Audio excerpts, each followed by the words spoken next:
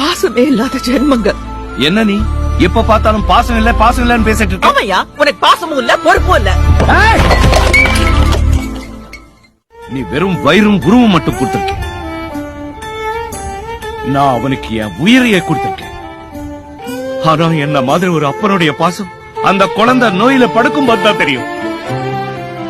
Doctor sir என் உயிர் வேணா எடுத்துக்குங்க, என் புள்ளைய காப்பாத்துங்கன்னு சொல்ற பாரு. அப்பதான் நீ தெரியும் அப்பனுடைய பாசம்.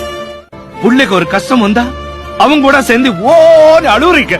ஆனா அப்பா மனசுல அழுதுகிட்டு வெளியே சிரிச்சுக்கிட்டு ஓட கண்ணு அப்ப நான் இருக்கேன், நான் சாவர வரைக்கும் உன்னை வச்சு காப்பாத்துறேன்னு சொல்றேன் பாரு. அவன் தாண்டி அப்ப. என் புள்ளைய நான் நம்புறேன், வேற யாரும் நம்புறத பத்தி எனக்கு கவலை கிடையாது. இந்த உலகத்துல கெட்டவங்களுக்கு எல்லாம் நல்லது நடக்கும் போது நல்லவங்களுக்கு நல்லது நடக்காதா?